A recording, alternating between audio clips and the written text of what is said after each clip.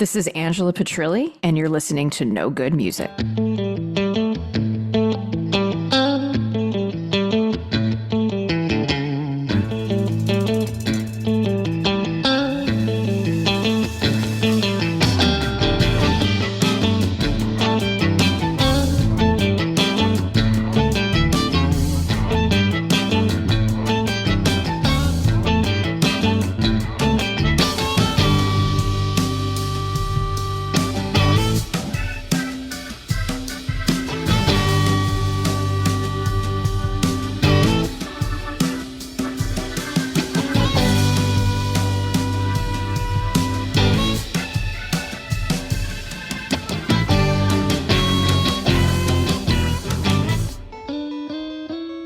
We have a special guest with us today. She's a singer, songwriter, and a master of the guitar.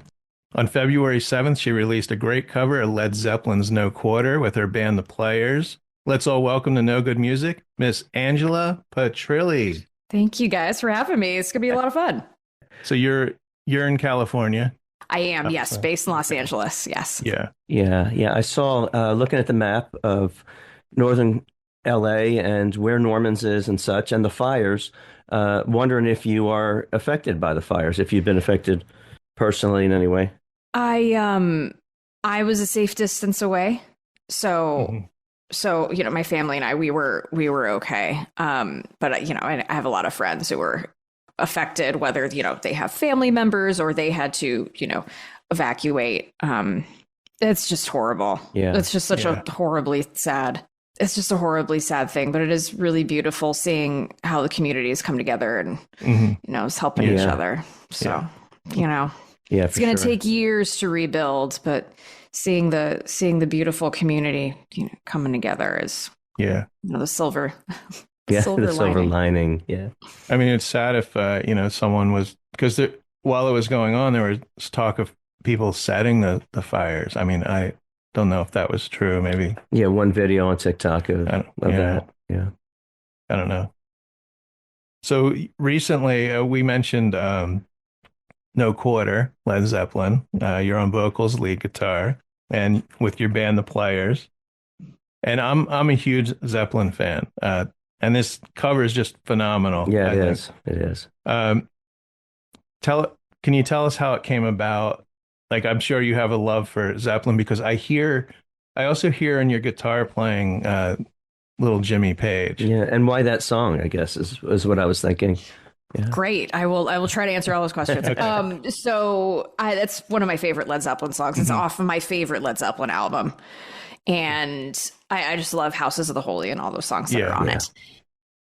And it's one I have always loved and have always wanted to play live. Oh, wow. Mm-hmm. And the players, so Brett Grossman, Stephen Hawker, and Matt LeMayo and Bobby Victor, they're just the best group of guys and friends that I could play with. And I asked them, like, hey, I'm being a little selfish here. I said, I'd really love to do a version of No Quarter with you guys. So, yeah. Yeah, I even think Steven has, a Bonham tattoo, I think. Oh, really? Yeah. I think so. And so we did it, and we played it live a few times, and I had people coming up to me with tears in their eyes saying, I thought I would never hear this song live, and thank you for playing this. Just really emotional. So I said, geez, if that's happening at shows, I think we need to do a video of this.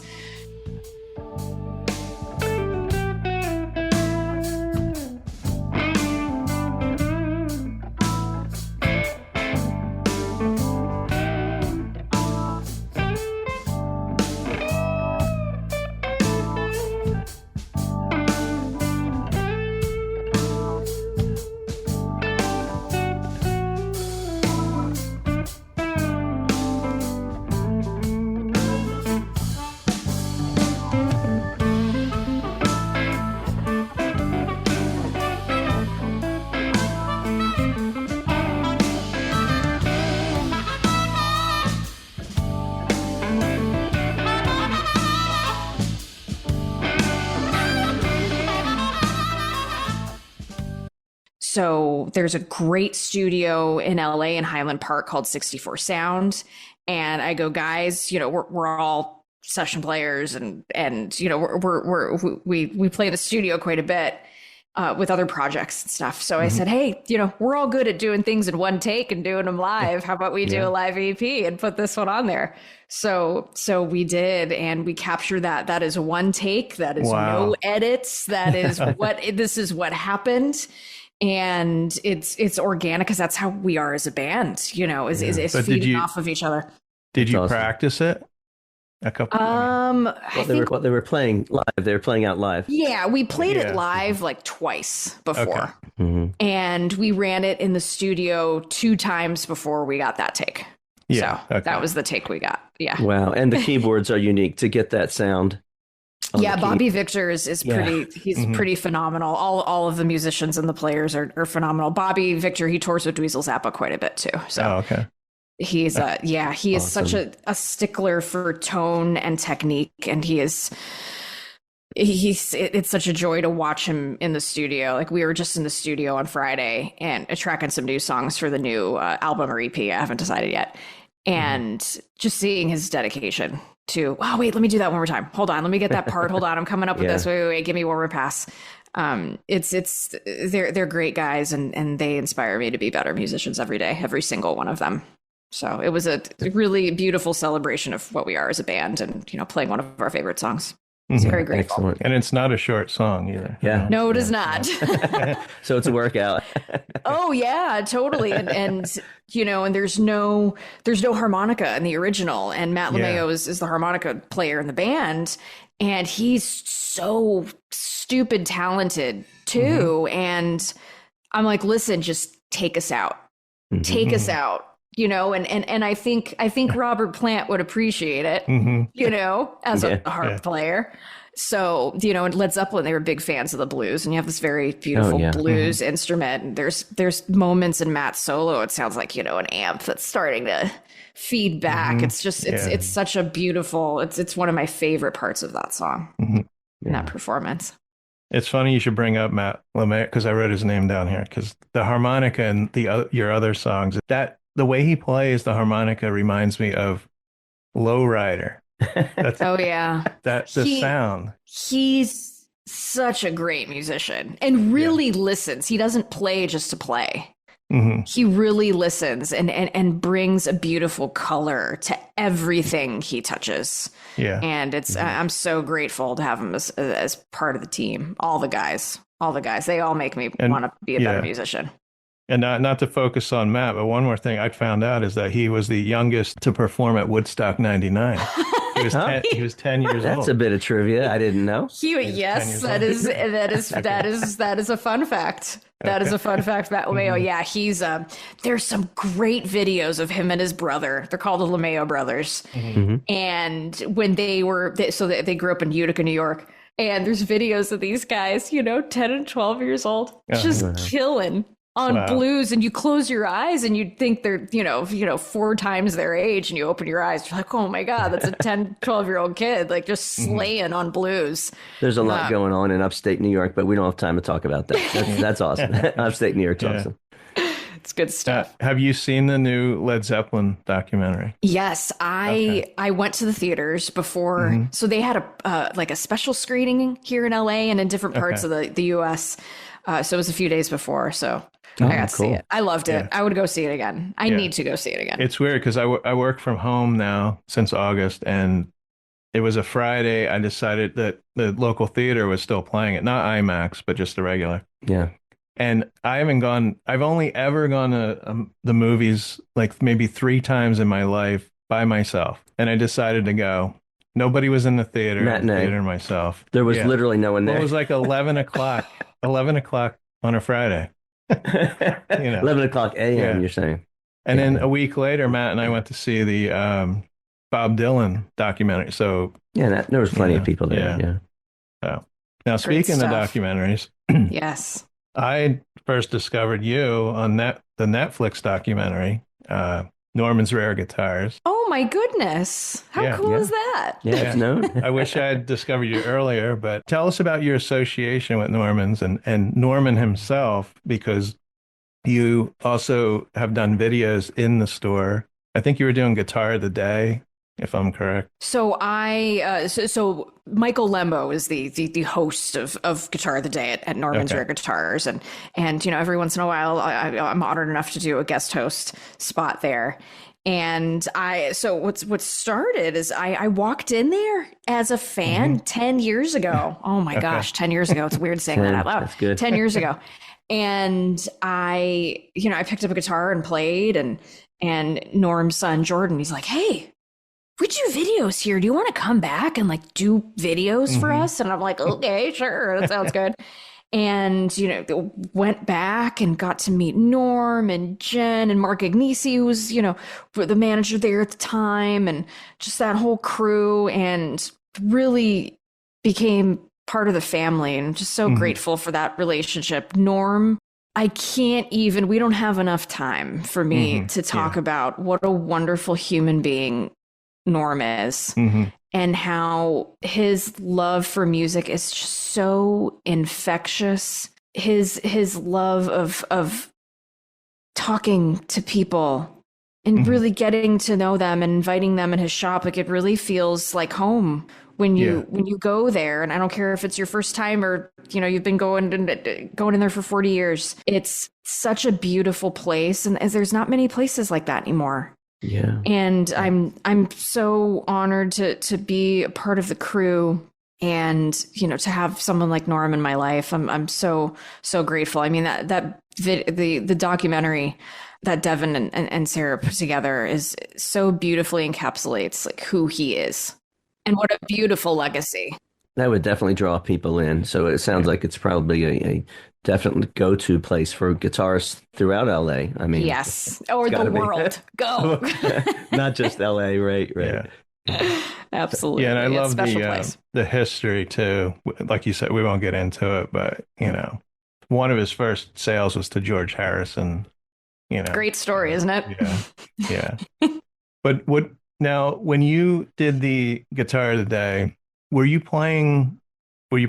were playing different guitars, right? Well, Guitar of the Day. But what was your favorite guitar, or were there any famous guitars that you had played? That had been owned by other musicians. There's so much great stuff, you guys. Like, it's hard to even narrow it down. It's like asking your favorite song. So, maybe tell us about one. Tell us about one relationship with picking it up and playing it. There was one particular Martin guitar. Oh my gosh, it was really, I sort of remember the story. I may have to be corrected on this. Some of my details may be a little fuzzy. This was like 6-7 years ago.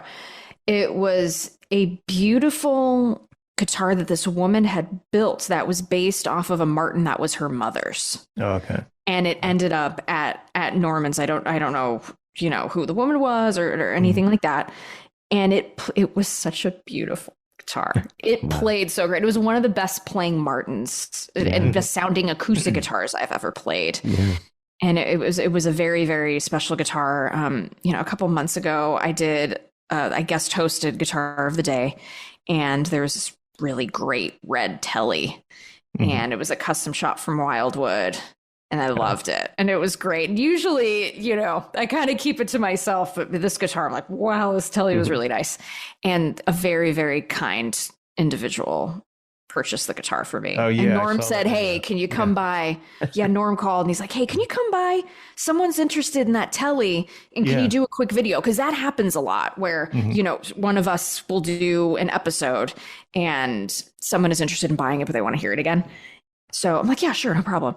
And then I noticed that Jen starts taking out the big camera, and I'm like, oh, because usually we'll just kind of do these on a cell phone. Like, yeah, you got it. Like, this is how it sounds. This is pretty good. So Jen took out the big camera, and I'm like, oh, something's a little different here. Something's going on. And very kind fan. So I got to talk to him afterwards, and just really, really kind human. I play that guitar all the time. Yeah. Speaking of Martin, we live not far from Nazareth, PA. Ah, beautiful I live place. in Bethlehem, and Rob lived in Bethlehem for years. Oh, right on. Very cool. Been visited a couple times, but I'm not a guitarist. I play drums, but still inspirational to see the old place and in the new place where they're making Martins. Yeah. Yes. I did read that you started playing guitar at age 9. any inspiration for how you began, how you first picked it up? My mom plays a little bit, and as a Hmm. kid, she'd always play songs for my brother and I, and was Yeah. always inspired by it. I'm like, oh, I could do that. So naturally Yes. drawn to it. You just, Yes, very much yeah, so. just came to it. Yeah, that's awesome. Who was maybe your first guitar like hero? Like, Oh, first guitar here, first ever, ever, ever. Probably Mike Einziger from Incubus.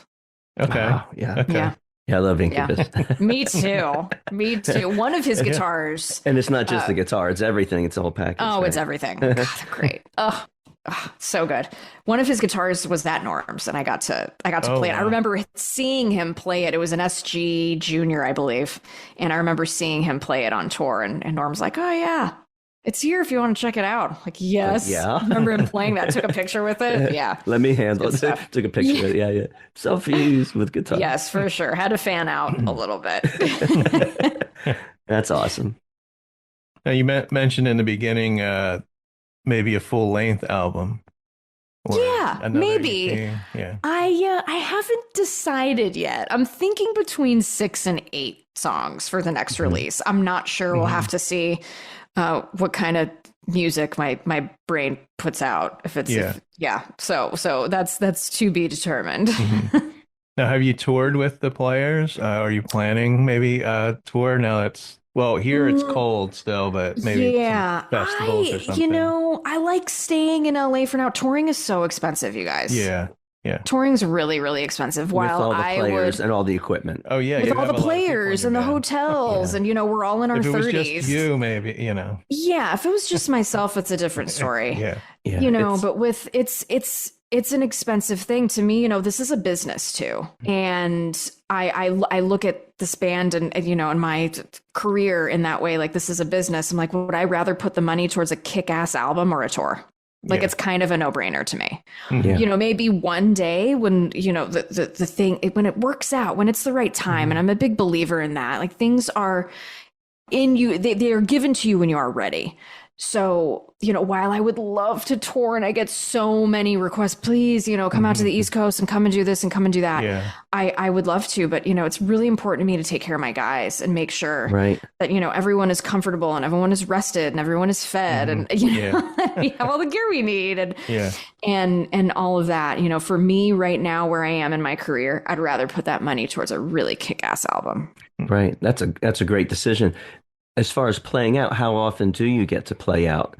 So Recently. we play out, in LA, we play out. I've been doing a lot more acoustic solo stuff. So I try to get out there and play Yeah. and play a bunch because I do love to play. And I play a lot with other bands as well. So I am a, guitarist who can sit in and play with other bands, which I love. And I love meeting new people and new musicians.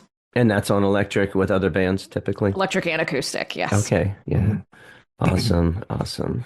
Have you done any festivals like blues festivals? I would love to. If you know of any. Okay. Oh my gosh, I'm in. I when would BB absolutely love to. When BB King was alive, he would have a blues festival, every year, and I saw a couple of those. I saw like Taj Mahal, Jeff Beck, Buddy Guy, John Hyatt, because he would have 4 or 5 people with him, like opening. Yeah. It was like it started at like noon or something. So those were great. I saw BB King 8 times. So I'm a big blues fan, and yeah. So I was surprised to hear you mention Incubus. Like wow, okay, it's not on my bingo card. Yeah. Of It your usually inspiration. isn't on many people's cards. And I don't actually know anyone else who are large Incubus fans. It's one of those, things where, like, when Cake came out, it's like, who knows Cake? Cake's great. Unless you're in LA, LA is different, LA's different. Oh yeah, Incubus, big LA band, huge. Yeah, I'm thinking back, decades ago, our friend Tim, when we were about 20, he moved to LA and it was K-Rock. Mhm. Yeah. So he sent me Or KROQ. KROQ, yeah, KROQ, and he sent me tapes across from LA all the way over here. We live just north of Philly, and on the edge of New Jersey, and just so much inspiration from there. What else inspired you as a 20-year-old? What else inspired you? All right, so 20, so I'm like still in college-ish. Let's Getting see. inspired, getting affected, getting infected with the music. Okay, so that was like you guys might laugh. There was a lot of singer-songwriter stuff. So a lot of Ray LaMontagne, huge, Okay. huge, still am, huge fan. A lot of Ray LaMontagne. Patty Griffin is another big inspiration. I to me believe as a I saw her songwriter. live with Bruce Cockburn. She's phenomenal. I saw She's Ray phenomenal. LaMontagne once. That's great. He's great. Every time he's in LA, I really try to make his shows. You know, I had a friend who was so into him, and we went and saw him, and then I just started to look him up again because I'm so in the music different that you lose touch with an artist, and then then you go back. I'm like, oh, he has recorded some albums recently. He's still I just don't hear a lot great stuff. about him. Yeah. Unfortunately. So a lot of singer-songwriter, and so it's you and your acoustic, right? And of course, delving a bit more into blues as well.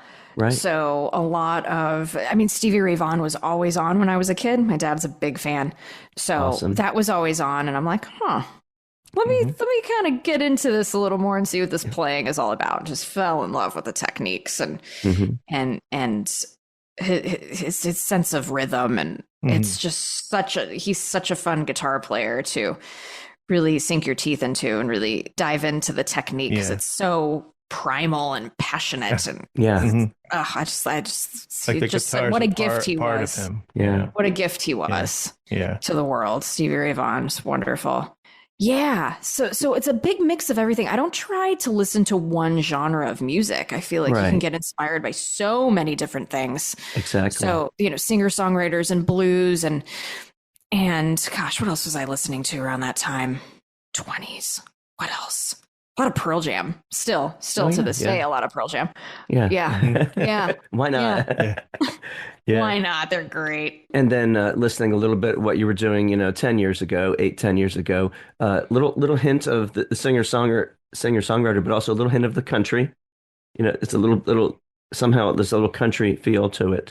So in regards to like Roses and Cigarettes? Just a couple of those songs, a little feel of that. Yeah. Definitely. Because Jenny, my Jenny Pagliaro, my bandmate in that band, she was very into country. So, okay, so that's where it comes from. Absolutely. So me coming from, the blues rock side of things, that was my bandmate really likes this. And when we come together, the music sounds like this. Not necessarily a compromise, but more of like a creative kind of the osmosis, I guess, that happens. So that's where it comes from. I was wondering because I just heard a little bit of that, but then certainly the blues rock, absolutely. Blues and rock is that'll always be that's what that's what I'm seeing in you. Yeah. I mean, your voice kind of reminds me of Susan Tedeschi. Oh boy, that is a massive, massive compliment. Like High Roller, that song reminds me of Tedeschi. She is just the queen. She is the queen. She is the queen. I think I am nowhere near there, but that is very kind of you to say. I am still a student of they're bringing the on a good vibe. They're that band live is just the good vibe feel. Aren't they? I mean, they're phenomenal. Love Tedeschi trucks. Oh, so good. So good.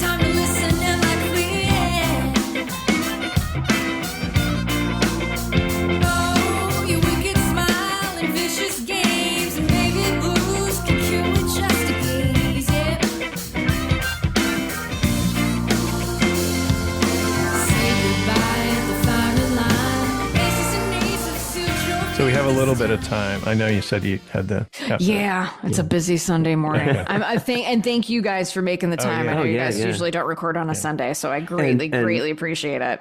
And to you for doing a Sunday morning. It's 1:30 now, already out here. So, and you're It's in all the good. morning. I did not have a late gig last night, so we're okay. Yeah. Oh, great. So we have what we call a mystery question. Hmm. I need you to pick a number between 1 to 10, and then I'll ask you that. 6. Number 6, please. Okay. Actually, this is weird because this was the last person I interviewed was Courtney Hadwin. Okay. And she picked that number too. What is the one person in your life right now you could go on a long road trip with? Imagine. Ooh. Someone you can tolerate. Long road trip. That would be to the East Coast. That'd be to visit New York. All right. So someone that I could be on tour with. Yeah, that's true. Be careful. Oh my gosh. I'd have to say my buddy Gretchen Menn. You guys know Gretchen Menn from Zeparella? No. The awesomest. You should have her on the show. Okay. She is freaking awesome. How do you spell that last name? So Menn. Oh yeah. Okay. Do you? Men. Yeah. All Yeah. right. Look up Zeparella. And Oh, Gretchen, Zeparella. and she has her. Oh my gosh! And she I might has have some. heard of that band. I'm sure you have. They have a killer that, like a video that went like mega viral on When the Levee Breaks, Oh, okay. and Oh. phenomenal human beings, fantastic musicians. Yeah, Gretchen's like one of my dearest friends. So, Zeparella, right? Yeah, Is that what you- yeah, they Like that kick band. major ass. They're great. Yeah, Awesome. yeah. So it would be her hands down for sure. Okay. For Ding, sure. ding, ding. Good answer. If it was a game show, it was a good answer. So our listeners can subscribe to your YouTube channel, of course. Angela Thank you. Petrilli, if I'm saying that right. Music. Yes, Angela Petrilli Music on Yeah. Instagram, Facebook, YouTube, Mhm. all that. And you place, have all the places. instructional guitar videos, live performances. And your website is angelapetrillimusic.com. Thank you, Angela. Sweet. Thank for- you guys. for This was so taking- fun. It is fun. And when Thank you so much. when the next EP or album comes out, we'd love to talk to you again. Yeah. Absolutely. yeah. Absolutely. Hear about Yeah. it, promote it, everything like that. I appreciate that so much, you guys. I'd love to, I might be doing some acoustic stuff on the East Coast. We'll see. Okay. But yeah, I know for me, it's like money towards an album or a tour. And Yeah. it's a Yeah. no-brainer. Yeah. But I will absolutely let you know. Well, especially if you're getting gigs like locally and that can sustain you, And I have my hands in a lot of different things. Yeah. I teach and I gig and I session and Mm-hmm. all of that. And I do the social media thing. So I like to have my hands on a lot of different things. I really like to be a busy musician. So I'm you very do thankful guitar for all the lessons, like opportunities. personal guitar lessons. I do a few. I don't do as Okay. many as I used to, but I Yeah. do some one-on-one stuff. Yeah. Mm-hmm.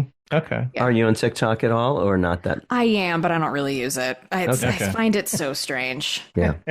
I find it. I know, like the marketing and algorithmic side of it is kind of cool to marketers. I find it very weird. We post some stuff on there, but we got like 1,000 views, but I don't think it relates to anything. I don't see our numbers going up or anything. It's a strange platform, but I know it works for some people, and it's absolutely fantastic. I'm an Instagram, YouTube kind of gal. Yeah. So. Yeah. Like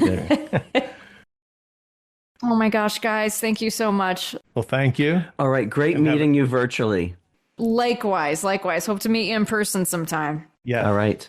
You Take guys care. have a great weekend. You too. Bye-bye. Bye-bye. Storm, pound the rain, curse the tide, mercy comes this way.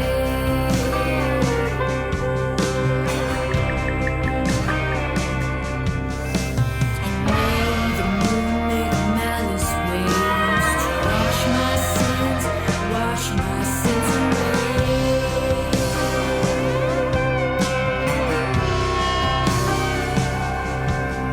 Red morning, see the cells within your gate.